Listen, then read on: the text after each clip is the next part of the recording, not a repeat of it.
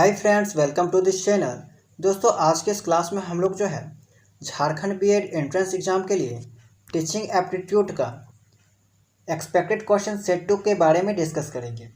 इससे पहले हम लोगों ने टीचिंग एप्टीट्यूड के एक्सपेक्टेड क्वेश्चन सेट 1 को डिस्कस कर लिया था और उसमें हम लोगों ने आपका टीचिंग एप्टीट्यूड का पहला चैप्टर शिक्षा के प्रति दृष्टिकोण से जितने भी इम्पोर्टेंट क्वेश्चन बनते थे, जितने भी क्वेश्चन आपके एग्जाम में आने की संभावना थी, उतने क्वेश्चन को हम लोगों ने वहाँ पे डिस्कस किया था। ठीक है, वहाँ पे करीब हम लोगों ने 30+ क्वेश्चन को डिस्कस किया था। और अगर आपके एग्ज़ाम में उस टॉपिक से जो है अगर एक भी क्वेश्चन आएगा तो यहाँ इन्हीं में से कोई आएगा। ओके, तो आपके एग्ज़ाम के दृष्टिकोण से जो है वो क्लास बहुत इंपॉर्टेंट है। एक बार जो है वो उस क्लास को आप ध्यान से ज़रूर देखिएगा। तो दोस्तों, आज की क्लास में हम लोग क्या करने वाले हैं, आपके जो सिलेबस में सेकंड चैप्टर दे रखा है बच्चों के प्रति दृष्टिकोण, ठीक है, तो उस चैप्टर्स का हम लोग जितने भी इम्पोर्टेंट क्वेश्चन हैं, जितने भी एक्सपेक्टेड क्वेश्चन हैं, ठीक है, तो हम लोग यहाँ पे जो है उसको करने वाले हैं। तो वीडियो को लास्ट तक जरूर देखिएगा, ये आपके एग्ज़ाम के लिए बहुत ही बेनिफिट होने वाला है और अंत तक जो है वो ज़रूर बने रहिएगा। इसका PDF जो है हम आपको प्रोवाइड करवा देंगे। तो चलिए क्लास को स्टार्ट करते हैं। देखिए, पहला क्वेश्चन है कि विकास की प्रक्रिया में बालक के अंतर्गत किस प्रकार का परिवर्तन आता है। चार ऑप्शन दे रखा है कि मात्रात्मक, गुणात्मक, ए तथा बी दोनों और इनमें से कोई नहीं। तो यहाँ पे इसका राइट आंसर हो जाएगा ऑप्शन नंबर सी।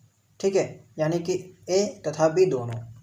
विकास की प्रक्रिया में बालक के अंतर्गत किस प्रकार का परिवर्तन आता है, मात्रात्मक के साथ साथ गुणात्मक। ठीक है, दोनों का यहाँ पे परिवर्तन देखा जाता है। चलिए नेक्स्ट क्वेश्चन है, स्वमोह अथवा आत्ममोह लक्षण है शिशुआवस्था का, बाल्यावस्था का, किशोरावस्था का या फिर प्रौढ़ावस्था का। तो यह जो है वो किसका लक्षण है, किशोरावस्था का।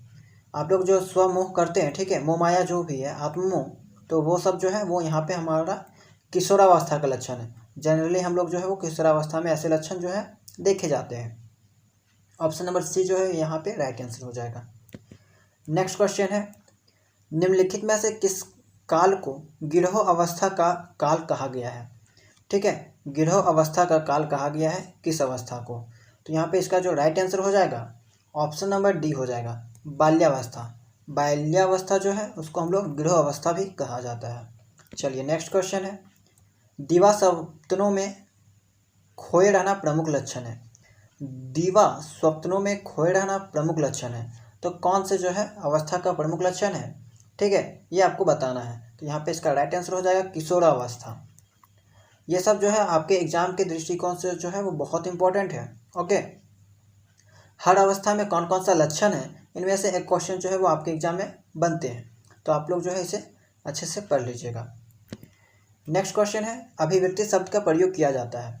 अभिव्यक्ति शब्द का प्रयोग किया जाता है, तो यहाँ पे इसका राइट आंसर जो है वो हो जाएगा शारीरिक अर्थ में, option number A. Next question है, निम्नलिखित में से कौन सा शब्द अधिक व्यापक है। वृद्धि, विकास, परिपक्वता, आयु में बढ़ोतरी। तो यहाँ पे इसका राइट आंसर हो जाएगा सबसे अधिक व्यापक कौन सा है, कौन सा शब्द अधिक व्यापक है, तो ऑप्शन नंबर सी, परिपक्वता। इसको लोग मैच्योरिटी कहते हैं। ओके, ऑप्शन नंबर सी यहाँ पे राइट आंसर हो जाएगा। नेक्स्ट क्वेश्चन है, जीवन का अनोखा काल माना गया है। जीवन का अनोखा काल जो है वो माना गया है, तो किसको माना गया है, बाल्यावस्था को अनोखा काल माना जाता है। जीवन का अनोखा काल बाल्यावस्था को माना जाता है।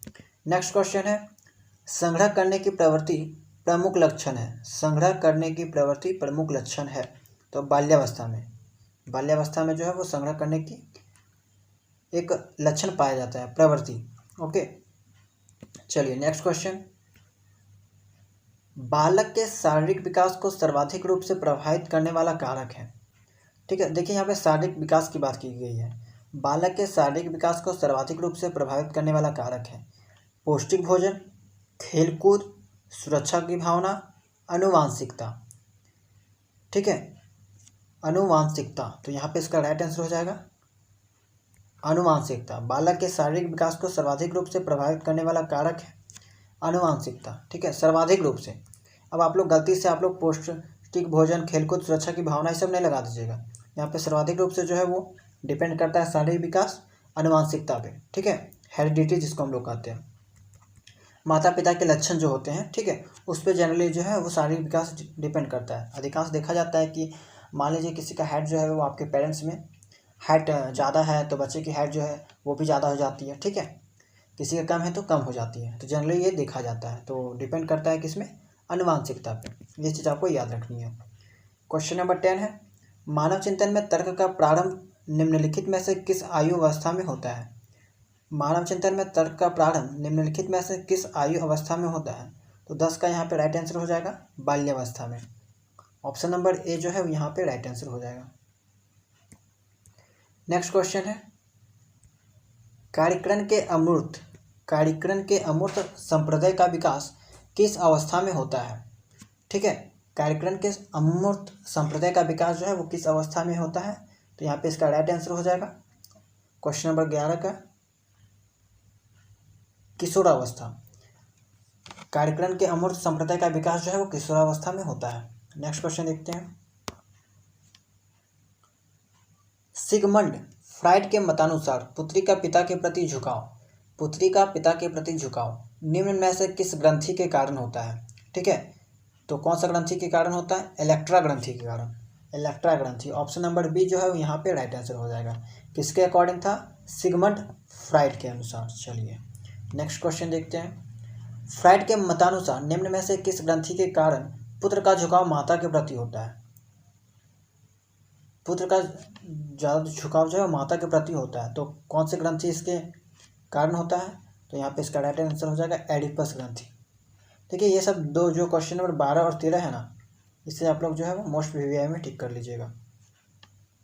ओके, आप लोग जनरली देखते होंगे कि पुत्री का झुकाव जो है पिता के प्रति ज़्यादा होता है और पुत्र का जो है वो माता के प्रति ज़्यादा होता है। तो इसके पीछे एक विद्वान है सिगमंड फ्राइड, ठीक है, उसने क्या एक राय दिया है कि इसका जो कारण है वो ग्रंथि के कारण होता है, और उस ग्रंथि का क्या नाम है? एक का इलेक्ट्रा ग्रंथि और एक जो है यहाँ पे एडिपस ग्रंथि, ठीक है। तो ये चीज़ आपको जो है वो ध्यान में रखना है। नेक्स्ट क्वेश्चन देखते हैं, क्वेश्चन नंबर 14, ठीक है। क्वेश्चन नंबर 14 में क्या कहा गया है कि बाल्यावस्था में बालक का झुकाव जो है निम्न में से सर्वाधिक किसके प्रति होता है? ओके, तो यहाँ पे इसका राइट आंसर हो जाएगा परिवार, पास पड़ोस, समूह या फिर विद्यालय। चारों में से कौन सा ऑप्शन हो जाएगा? समूह। ऑप्शन नंबर सी जो है यहाँ पे करेक्ट हो जाएगा।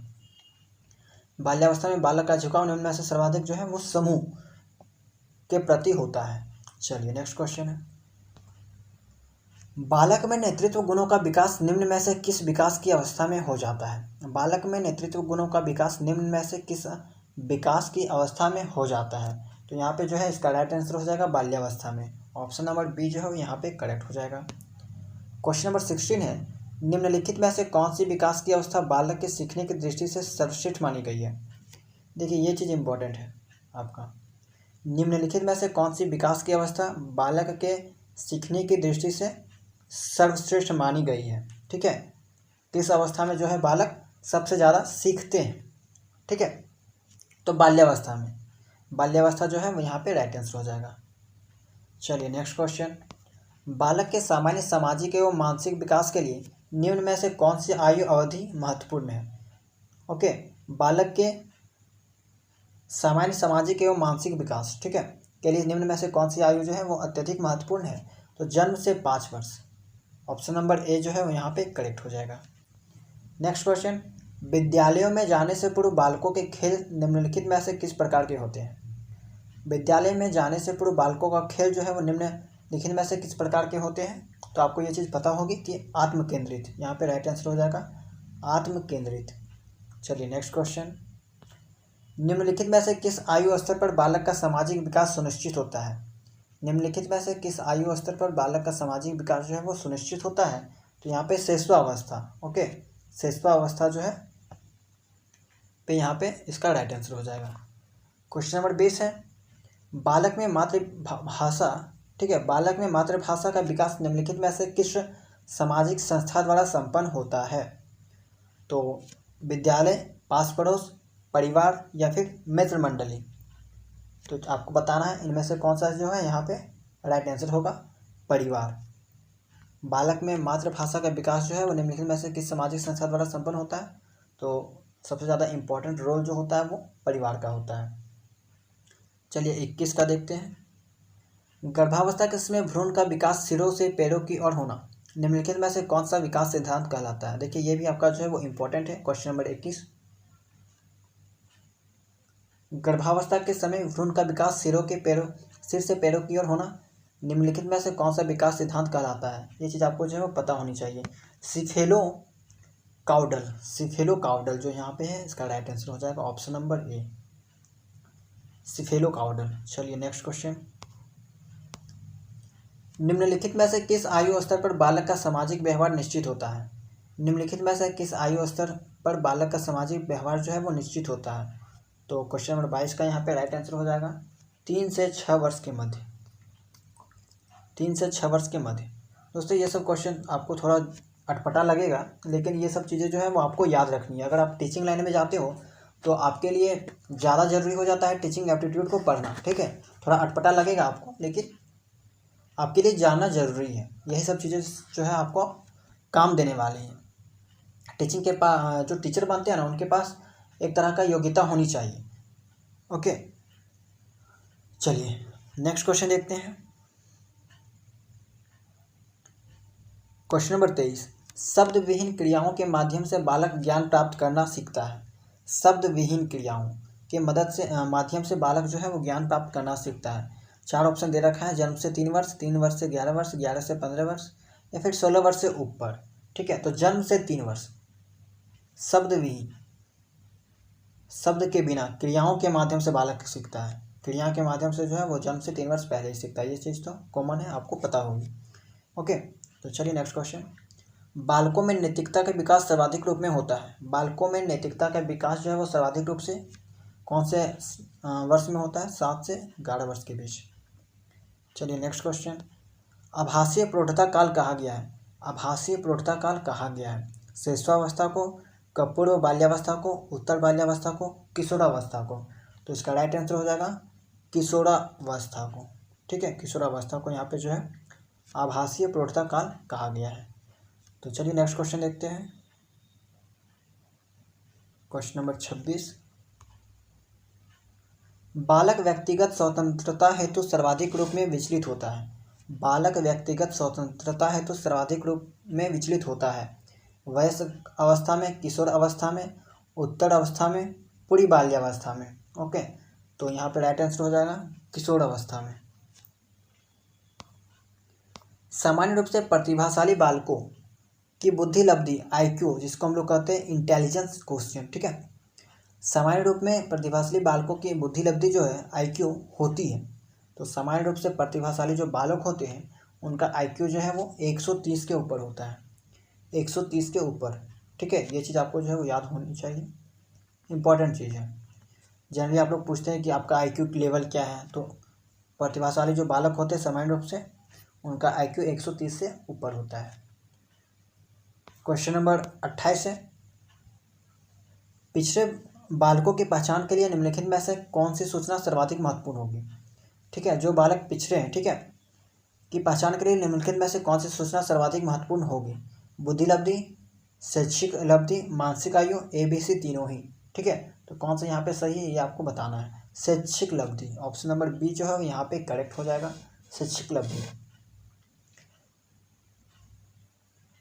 चलिए नेक्स्ट क्वेश्चन है, शैशवावस्था की अवधि मानी गई है। शैशवावस्था जो है की अवधि मानी गई है, तो 0 से 5 वर्ष जो है वो शैशवावस्था की अवधि मानी गई है। बाल्यावस्था का काल कहा जाता है, तो बाल्यावस्था का काल जो है वो 5 से 12 वर्ष। बाल्यावस्था का जो है वो 5 से 12 वर्ष यहाँ पे कहा जाता है। नेक्स्ट क्वेश्चन है, बालक के व्यक्तित्व के विकास पर किसका प्रभाव नहीं है। बालक के व्यक्तित्व जो पर्सनैलिटी होती है के विकास पर किसका प्रभाव नहीं है। तो ना पर्यावरण, ना ही आनुवंशिक प्रभाव, पर्यावरण का प्रभाव, आनुवंशिक प्रभाव, इनमें से कोई नहीं। तो यहाँ पे इसका राइट आंसर हो जाएगा इनमें से कोई नहीं। बालक के व्यक्तित्व के विकास पर किसका प्रभाव नहीं पड़ता है, तो इनमें से कोई नहीं, किसी का प्रभाव जो है नहीं पड़ता। देखिए यहाँ पे व्यक्तित्व विकास कहा गया है, पर्सनैलिटी। ठीक है, शारीरिक विकास की बात नहीं की जा रही है, व्यक्तित्व विकास की बात की जा रही है। ठीक है, तो ये चीज़ आप लोग नोटिस कीजिएगा। चलिए नेक्स्ट क्वेश्चन है, पियाजे के अनुसार बालक में संज्ञानात्मक विकास के चरण के अंतर्गत संवेदी ज्ञानात्मक, ठीक है, गत्यात्मक अवस्था काल है। पियाजे के अनुसार बालक में संज्ञानात्मक विकास के चरण के अंतर्गत संवेदी गत्यात्मक अवस्था काल है। 6 से 14 वर्ष, 0 से 2 वर्ष, 12 से 18 वर्ष या फिर इनमें से कोई नहीं। तो यहाँ पे इसका राइट आंसर हो जाएगा 0 से 2 वर्ष। ओके, नेक्स्ट क्वेश्चन है, कक्षा में शिक्षार्थी की सक्रिय भागीदारी होती है। कक्षा में जो है शिक्षार्थी की सक्रिय भागीदारी होती है। तो यहाँ पे इसका आंसर हो जाएगा छात्र केंद्रित उपागम में। छात्र केंद्रित उपागम में। क्वेश्चन नंबर 34 देखते हैं। बच्चों का चिल्लाना, रोना उसके किस प्रकार के विकास का प्रारंभिक चरण है। बच्चों का चिल्लाना, रोना उसके किस प्रकार के विकास का प्रारंभिक चरण है। ओके, तो भाषिक विकास का, यानी इससे क्या होता है, उसका भाषा का जो है वो विकास होता है। चलिए नेक्स्ट क्वेश्चन है, क्वेश्चन नंबर 35। ब्रेल लिपि की पुस्तक प्रदान की जाती है। ब्रेल लिपि की पुस्तक प्रदान की जाती है। तो ब्रेल लिपि किसके लिए है? श्रवण विकलांग बच्चे के लिए, अस्थि विकलांग बच्चे के लिए, दृष्टि विकलांग बच्चे के लिए, इनमें से कोई नहीं। तो ब्रेल प्रणाली जो है, ब्रेल प्रणाली जिसको हम लोग कहते हैं ब्रेल, जिसका इसका लुईस ब्रेल ने किया था, ठीक है। ब्रेल लिपि जिसको हिंदी में कहा जाता है, तो इसका जो है जिसके पास आँख नहीं होती, दृष्टि विकलांग, यहाँ पे इसका राइट आंसर हो जाएगा ऑप्शन नंबर सी जो है वो यहाँ पे राइट आंसर हो जाएगा। तो दोस्तों आई होप कि आपको वीडियो पसंद आई होगी, ठीक है। तो वीडियो को लाइक ज़रूर कीजिएगा। हम लोगों ने क्या किया कि सेट 2 में जो है वो टोटल 35 क्वेश्चन को सॉल्व किया, ठीक है, 35 क्वेश्चन। और ये कौन चैप्टर था आपका? छात्रों के प्रति दृष्टिकोण, ठीक है, स्टूडेंट के प्रति जो दृष्टिकोण होता है, इस चैप्टर का क्वेश्चन था 35 क्वेश्चन। तो आप लोग क्या कीजिएगा, इस क्वेश्चन को नोट्स बना लीजिएगा या फिर जहाँ से भी हो आप लोग जो है इसे अच्छे से पढ़ लीजिएगा। अगर इस चैप्टर से आपका क्वेश्चन बनेगा तो इन्हीं 35 में से कोई जो है वो बन सकता है। ओके, तो आपके एग्ज़ाम के दृष्टिकोण से बहुत इंपॉर्टेंट था। तो आप लोग इसे जो है एक बार अच्छे से पढ़ लेना। और इसका PDF जो है आपको टेलीग्राम चैनल में मिल जाएगा, RKM स्टडी सेंटर। ओके, अगर आप लोग ज्वाइन नहीं हुए हैं तो जाके ज्वाइन हो जाइएगा। इसका लिंक जो है वो आपको डिस्क्रिप्शन बॉक्स में मिल जाएगा। तो मिलते हैं नेक्स्ट क्लास में, ठीक है। उसमें हम लोग कुछ नया चैप्टर के बारे में बात करेंगे।